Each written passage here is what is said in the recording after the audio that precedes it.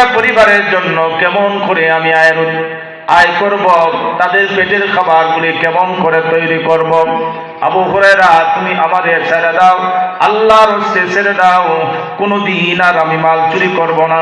আবু হুরায়রা দিলের মধ্যে প্রেম জাগলো, ভালোবাসা জাগলো, দয়ার উদ্রেক হওয়ার পরে মায়া মমতায় ঘিরে আবু হুরায়রা দ্বিতীয় রাতে চুর বেচারাকে ছেড়ে দেয়।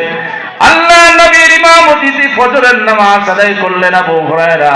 আল্লাহ নবী ডাক দিয়ে বললেন, আবু হুরায়রা, আজকে এত চোর ধরছো কেন, আবার ছেড়ে দিলাম?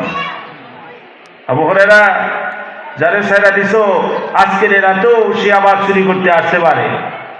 আবু হুরায়রার মেজাজ আগে যা ছিল আজ তো বড় গরম।